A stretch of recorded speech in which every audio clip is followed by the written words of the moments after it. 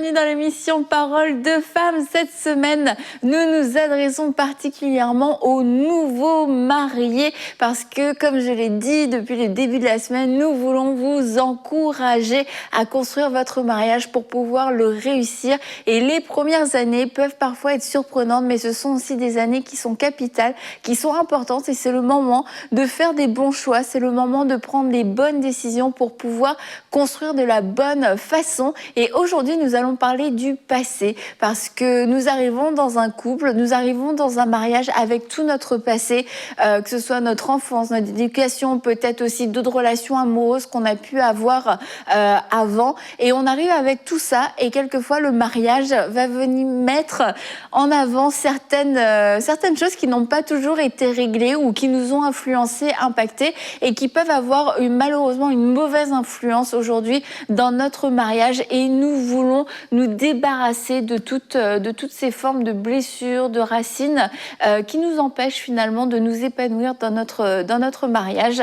Alors aujourd'hui, nous faisons table rase sur le passé de la bonne façon. On ne fait pas de déni, on affronte, on confronte et on guérit. Amen. Amen.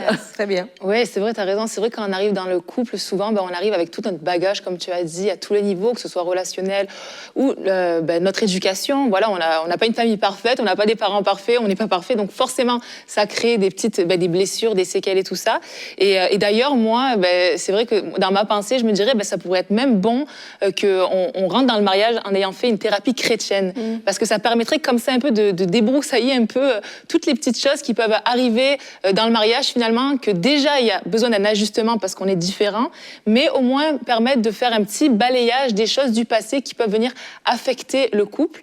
Et pour la petite histoire, moi par exemple, donc moi je l'avais déjà dit dans une autre émission, mais ma maman est décédée lorsque j'étais jeune, donc c'est vrai que ça a créé comme un sentiment d'abandon. Puis j'ai toujours eu un peu un sentiment de solitude en fait, qui a souvent été là, voilà, que j'ai souvent eu.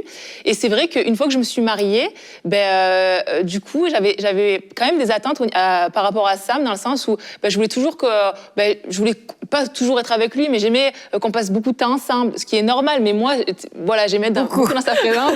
Ou alors, pas forcément lui, mais je voulais toujours qu'on aille faire quelque chose, qu'on aille voir du monde, ou même qu'on aille, je sais pas moi, au parc, ou peu importe quoi, juste avoir ce côté... Cette activité, être entouré. Voilà, être entouré de monde, voir du monde et tout, je sais pas, on dirait que ça me faisait du bien.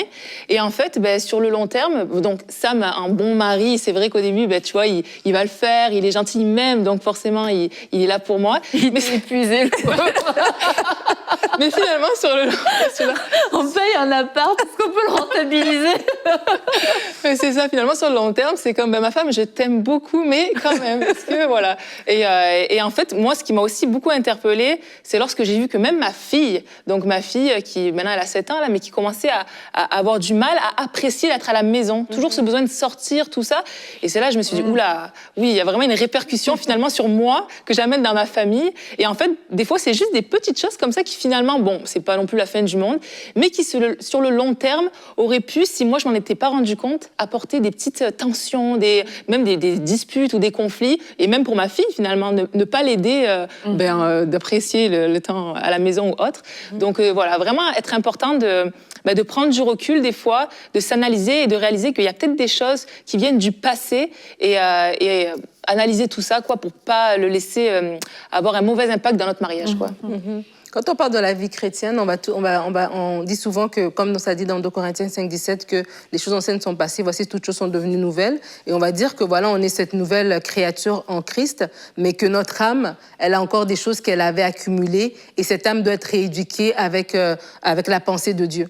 Et de la même manière, comme Laure vient de le dire, que lorsqu'on rentre dans le mariage, justement, on a notre passé aussi. Et des fois, on commence quelque chose de nouveau, on commence cette nouvelle vie à deux, on a l'impression que toutes choses sont passées, les choses anciennes sont passées, toutes choses sont devenues nouvelles parce qu'on vit cette nouvelle vie de couple. Mais au bout d'un certain temps, des réflexions qu'on peut faire vont être des réflexions qui ne nous ressemblent pas. Pourquoi? Parce que c'est peut-être les réflexions de ma mère que j'ai toujours entendues, que je ne voulais pas répéter, mais que tout d'un coup, je me retrouve à faire. Et peut-être des attentes aussi, comme tu parlais par exemple par rapport au besoin de combler la solitude, des attentes que j'ai par rapport à mon mari, qui sont des attentes d'un père, en fait, que j'essaie d'imposer sur mon mari, ou d'une mère que j'essaie essaie d'imposer sur ma femme. Et c'est pour ça que c'est important, leur a parlé de thérapie, mais c'est important justement de s'asseoir, tout simplement de dire oui, on s'aime, et on a dit hier que l'amour, c'est bien, l'amour est ce fondement, mais l'amour fait partie des ingrédients, il y aura d'autres ingrédients à rajouter. Et si on a eu un passé, que ce soit par rapport à notre environnement familial, une dysfonction familiale ou même des bonnes façons de faire qu'on veut répéter dans le couple. Mais c'est important juste d'en parler, en fait. Moi, je me rappelle que quand mon mari et moi, on s'est mariés, au début, on avait beaucoup de temps. Et surtout quand vous êtes nouvellement mariés, vous n'avez pas d'enfants, vous êtes juste à deux. Prenez ce temps-là pour parler. Et c'est peut-être pas parler dans le sens de faire un rapport de sa vie, mais juste, c'était comment avant? Moi, chez nous, c'était comme ça. Mon frère et moi, on faisait ceci. Ma sœur et moi, on faisait cela. Et en fait, ça va nous aider parce que l'autre personne va connaître un peu notre arrière-plan. Et puis, ça va aider même que quand il y aura des choses, elle pourra faire le lien. En fait, c'est parce que vous étiez comme ça chez vous. C'est pour ça, qu'est-ce que c'est pour ça que tu fais ceci ou cela? En fait, c'est pour nous aider, en fait, quand on est en train de parler de son passé, d'être honnête face à son passé pour savoir quelles sont les choses que je suis en train de transporter avec moi que je ne devrais pas et quelles sont les choses que je devrais vraiment laisser et pour être conscient de ça, en fait. Parce que si on n'est pas conscient, on va traîner ça peut-être pendant des années sans se rendre compte, en fait, que les exigences que j'ai avec mon mari sont des exigences parce que mon père, il n'a jamais été là. Et là, je veux que mon mari soit mon papa, mon frère et mon père en même temps. Et donc, c'est vraiment important de faire ce travail. Et comme tu dis, ça va être la première étape de reconnaître qu'en fait, c'est mon passé qui est en train de m'impacter, en train de m'influencer. Parce que si on ne fait pas ce lien, on va avoir tendance à mettre la responsabilité sur l'autre. Bah attends, c'est le mariage, c'est toi. C'est qui la nouvelle personne? C'est quoi la nouvelle donnée dans l'équation? C'est toi. C'est toi qui provoque cette insécurité, c'est toi qui provoque quelquefois cette colère. C'est toi qui fais ça. Et en fait, c'est pas vrai. Et on est en train d'accuser la mauvaise personne. C'est peut-être sa seule responsabilité, c'est d'avoir été présent. Mais c'est juste que ça a mis en lumière des choses qui étaient là, qui étaient en nous et qui, dans une relation, dans un mariage, vont se manifester. Toutes ces insécurités qu'on a pu peut-être transporter, mais de façon plus secrète et de façon plus discrète jusqu'ici, en fait, sont complètement exposées. Et c'est vrai que dans le mariage, il y a énormément de choses qui sont exposées parce qu'on est dans une nouvelle relation d'intimité avec quelqu'un qui partage, oui, l'intimité, mais le quotidien qui est toujours là. Et puis on est confronté, c'est difficile de se cacher. C'est plus difficile de se cacher une fois qu'on est marié avec des amis. On peut se cacher parce que chacun rentre chez soi. Même quand on est dans sa famille, avec ses parents, avec ses frères et sœurs, même là, tu as ta chambre, tu sors, tu fais ta vie, c'est pas la même chose. Et là, tu as cette personne qui est toujours là avec toi. Et c'est comme les projecteurs se sont allumés. Ouais. Et c'est de se dire, OK, est-ce que c'est vraiment cette personne qui provoque ça chez moi? Est-ce que c'est ses actions? Ou alors est-ce que c'est des choses que j'ai en moi, que je transporte et qui ont besoin tout simplement d'être guéries? Et moi, j'aime beaucoup ce verset dans Hébreux 12:12. Fortifiez donc vos mains défaillantes et vos genoux flageolants et faites des voies droites pour vos pieds afin que ce qui est boiteux ne se démette pas, mais plutôt soit guéri. Et en fait, la partie que j'aime beaucoup, c'est le fait de chercher la guérison pour ce qui est boiteux. Et je pense que je l'ai déjà dit, mais quand tu boites, tu marches, t'es pas invalide, tu peux marcher, tu fonctionnes dans la vie. Et dans le mariage, on arrive quelquefois et on fonctionne, on peut vivre, on peut avoir des amis, on peut se marier, on peut avoir des enfants, mais il y a quelque chose de boiteux dans notre âme et on peut avoir le choix, parce que ça a été mis en lumière, d'être guéri et de se dire, OK, moi je veux pas continuer de vivre comme ça, parce que ça se dit afin que ce qui est boiteux ne se démette pas. Et à un moment donné, quand on appuie trop sur une zone fragile, on expose cette fragilité à casser, en fait. Et c'est là où d'un seul coup, boum, ça explose.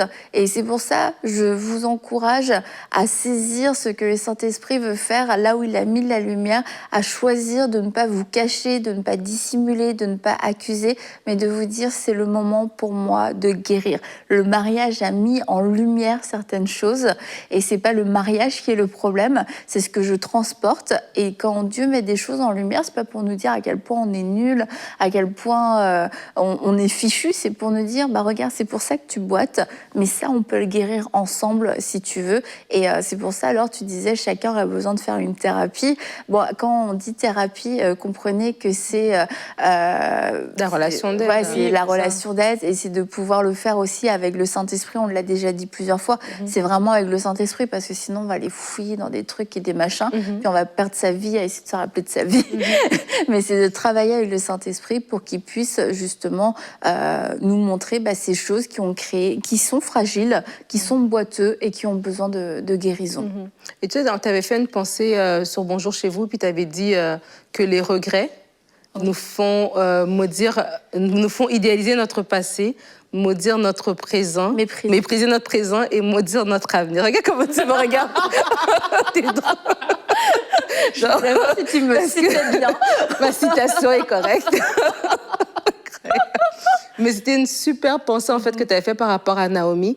Et en fait, c'est ça quand on parle du passé qui empoisonne notre vie. Parce qu'on a tous un passé. Mais est-ce que dans ce passé-là, il y a des choses qui sont en train d'empoisonner, qui sont en train de me faire mépriser ma vie présente, qui sont en train de me faire maudire mon avenir. Et c'est important de se délivrer de ces choses-là. J'ai vraiment plus à cœur, par exemple, par rapport à un passé relationnel. Parce qu'on peut s'être marié, tu as dit lundi, je crois, qu'il y a des personnes qui sont mariées à 20 ans et tout ça dans la fleur de l'âge.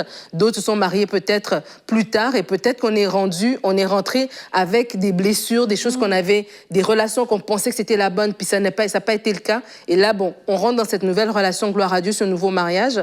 Mais ces petites choses-là nous suivent. Ça peut être des petites choses dans le sens où on compare notre partenaire à celui qu'on aurait pu avoir, ou même des choses comme peut-être qu'on s'est fait laisser et on transporte des blessures par rapport à nous-mêmes et on se dit, je ne serai pas assez, est-ce que je serai assez bonne, est-ce que je serai assez ceci. Et c'est important en fait que c'est Dieu qui doit faire ce travail. Et des fois, on peut peser sur notre partenaire, notre conjoint.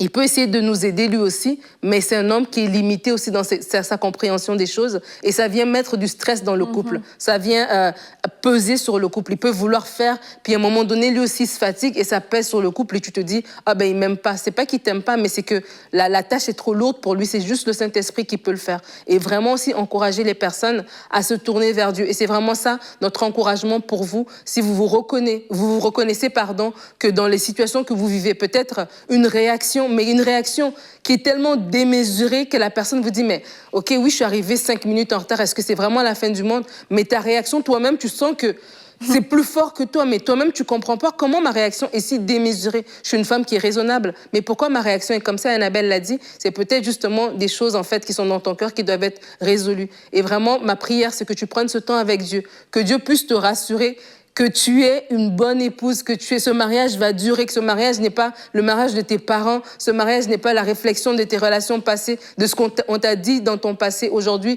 est une nouvelle journée et ça va marcher. Et vraiment, on veut juste prier pour toi maintenant si tu te reconnais dans ce qu'on est en train de partager aujourd'hui. Saint-Esprit, merci parce que tu es celui qui vient mettre le doigt sur ce qui est boiteux. Merci Seigneur parce que toi, par ta lumière, tu éclaires notre chemin. Merci Seigneur parce que maintenant, tu viens toucher cette femme, cette sœur, ce frère peut-être qui écoute cette émission et qui se reconnaît que dans son mariage, dans sa relation, elle est en train de s'effriter. Son mariage est en train de s'effriter, pas à cause des choses qui se passent maintenant, mais à cause des choses du passé qui veulent venir lui voler son présent, qui veulent venir détruire son avenir. Seigneur, merci parce que maintenant, ce frère, cette sœur se lève dans son foyer, dans la prière, pour fermer les portes à l'ennemi, se lève dans le foyer, dans la prière, pour demander la guérison intérieure que toi seul peux donner. Saint-Esprit, c'est toi qui viens guérir les cœurs. Un homme ne peut pas le faire, une femme ne peut pas le faire, des achats, des choses matérielles ne peuvent pas le faire. C'est toi par ta main seule qui guéris les cœurs brisés. Oui, Seigneur Jésus,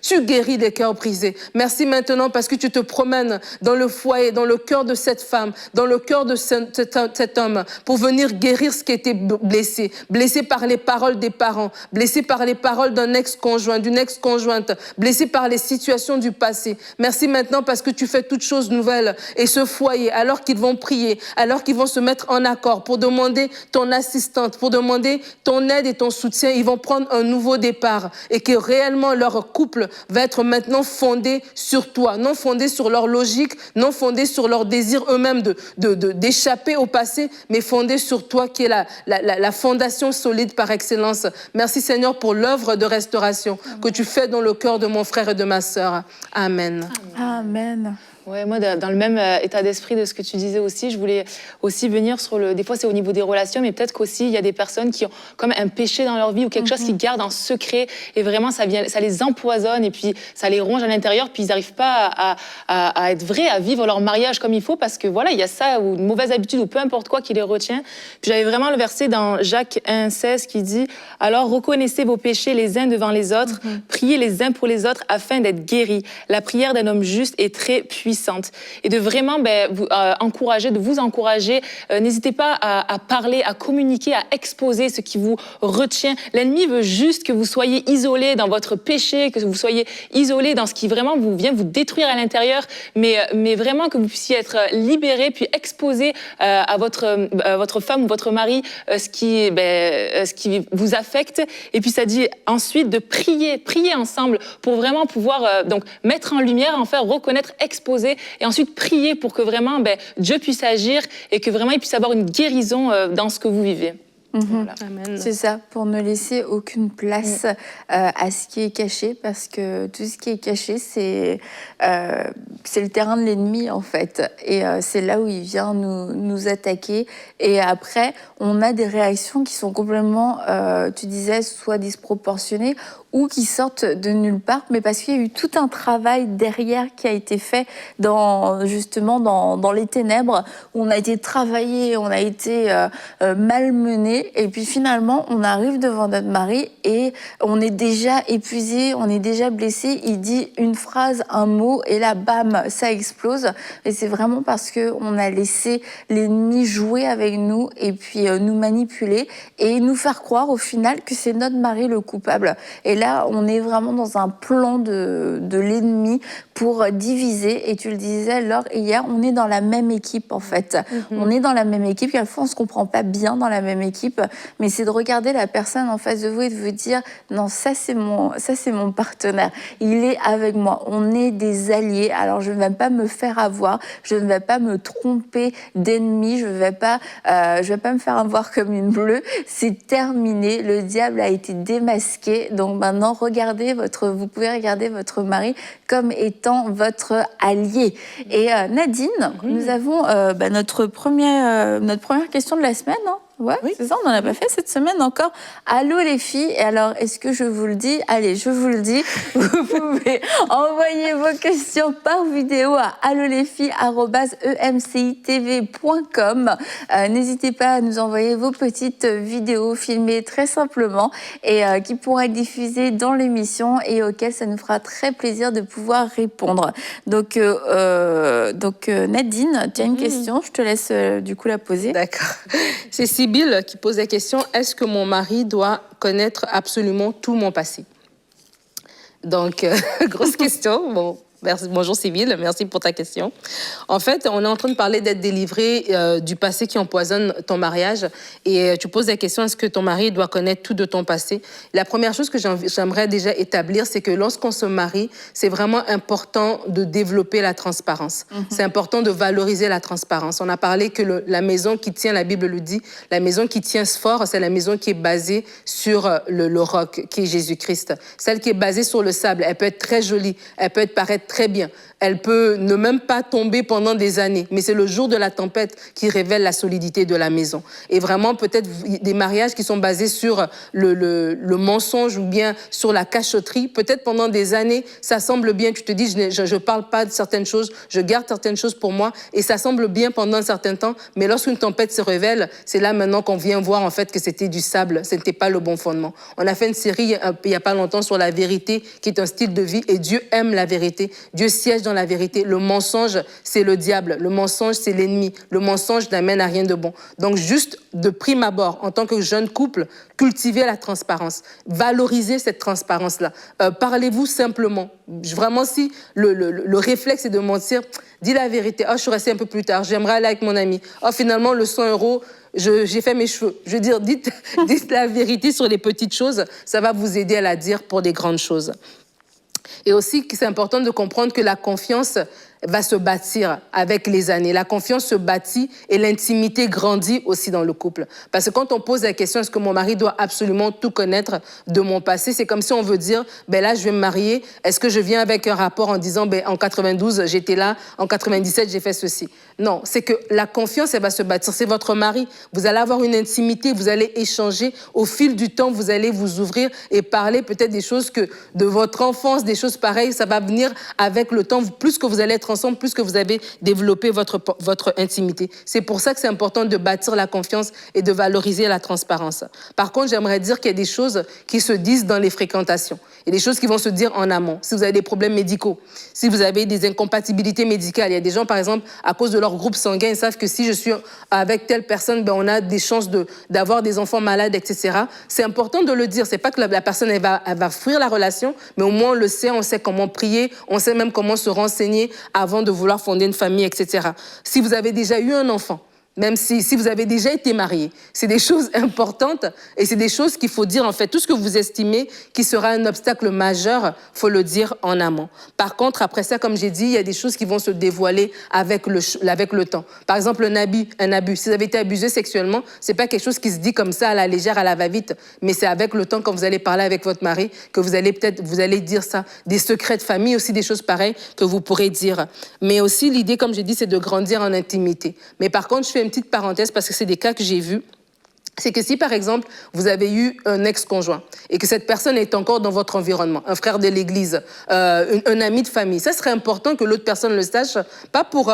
parce que si vous ne le dites pas, c'est comme si vous êtes en train de le cacher et à un moment donné, ça peut avoir une situation embarrassante et votre mari peut se sentir comme si vous l'avez caché la chose. Donc, c'est juste important de le dire en toute transparence, en toute simplicité. Comme ça, la personne, elle n'est pas prise au dépourvu quand elle arrive quelque part et elle voit la personne.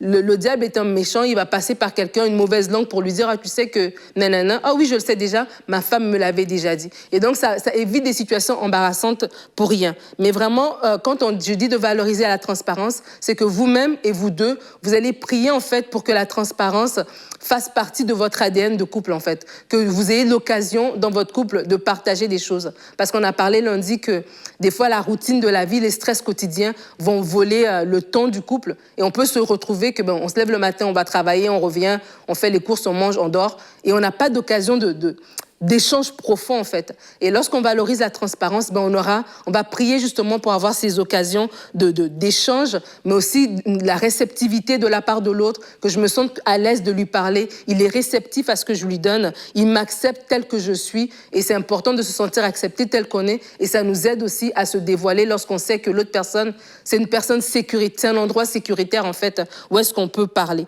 Donc comme j'ai dit, l'idée c'est pas d'arriver avec un dossier récapitulatif de votre vie, comme si on faisait un rapport, mais de dire au fur et à mesure, mon mariage doit grandir en intimité. On doit se découvrir, on doit se partager mutuellement des choses. Donc, valoriser la transparence, bâtir la confiance, grandir en intimité, je crois que c'est 3 clés qui vont vous aider.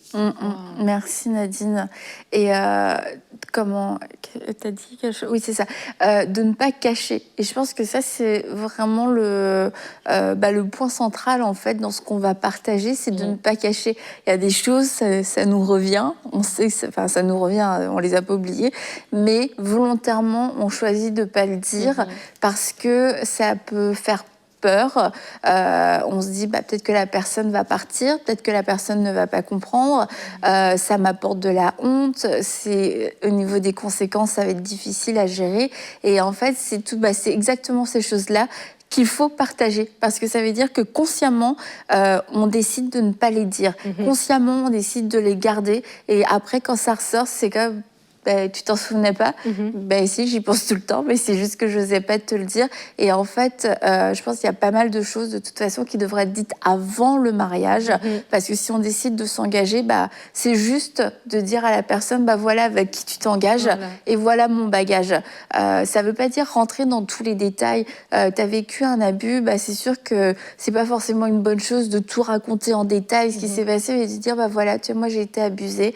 Ça se dit pas facilement. Ça se dit pas en 2 secondes ni par texto, mais il y aura peut-être des questions, mais ça veut pas dire qu'on répondra à toutes les questions, qu'on va tout raconter, mais de le dire, sache que voilà, moi j'ai vécu des abus, je suis en train de guérir parce que parce qu'on va entrer dans le mariage et que ça a eu un impact sur moi.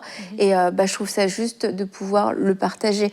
Et comme ça me rappelle Christine Kane, qu'on aime beaucoup. Oui.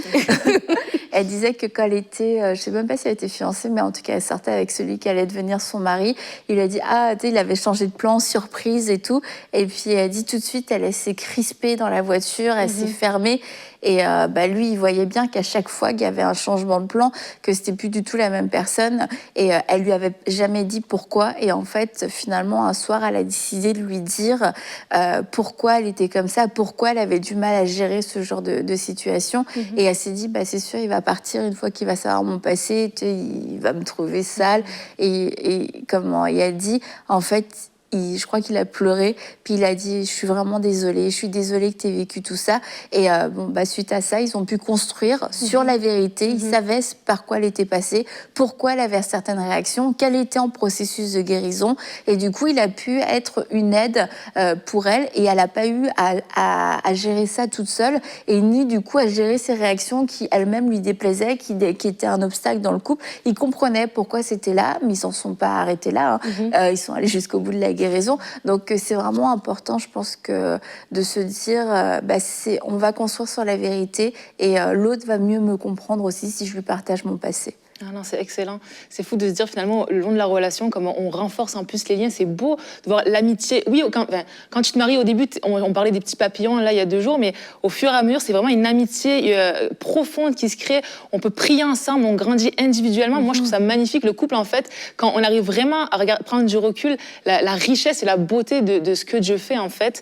Et juste aussi dire de savoir aussi, t'en as parlé un petit peu hier, je pense, de pardonner. Donc de savoir pardonner et aussi de se pardonner. C'est important parce que des fois, on a aussi du mal, on est peut-être pris dans notre mariage par des choses qui, je me sens pas bien, on culpabilise, l'ennemi veut qu'on culpabilise, tout ça, mais non, après, on a se pardonner et à pardonner. Puis j'avais juste le verset, oui, tu es bon Seigneur, donc Psaume 86, 5, oui, tu es bon Seigneur, tu pardonnes, tu es plein d'amour pour tous ceux qui font appel à toi. Donc vraiment de dire que Dieu nous pardonne, Dieu nous libère, et donc à nous aussi, on peut pardonner et se pardonner, quoi. Puis ça va vraiment apporter la liberté et aussi la guérison. Amen. Et pour terminer, ne faites pas l'erreur de confondre votre mari avec, comme on l'a dit, avec votre père, avec peut-être votre ancien fiancé, votre ancien copain. Ce n'est pas la même personne et ce n'est pas juste de lui faire payer ce que les autres vous ont fait subir. Mais par contre, le Seigneur veut vraiment vous guérir pour que vous puissiez construire une relation qui soit neuve, une relation qui ne soit pas juste les miettes du passé. Non, Dieu veut reconstruire sur les ruines. Il veut construire de la bonne façon. Il veut construire de façon solide. Et pour construire, pour certains d'entre vous, oui, c'est faire face au passé, c'est assumer ce passé, ne pas faire un déni, ne pas rentrer dans le jeu du diable de créer un amalgame entre ce qui s'est passé avec quelqu'un d'autre et de constamment penser que votre mari va faire la même chose. Non, c'est important que vous puissiez croire le meilleur de votre mari, que vous puissiez croire que c'est un homme qui ne vous abandonnera pas, qui ne vous laissera pas, qui ne sera pas comme les autres parce que vous avez pris le choix de vous engager avec lui, parce que vous avez vu quelque chose de différent en lui. Alors pour votre mariage, vraiment je vous encourage à continuer le processus de guérison dans lequel vous êtes, à laisser le Saint-Esprit vous guérir entièrement pour que ce qui est boiteux ne se démette pas, mais soit plutôt guéri. Alors on vous encourage à être forte, à être des femmes de foi dans ce processus de guérison, parce que c'est lui qui le fait. Et on va se retrouver demain pour une prochaine émission de Paroles de Femmes.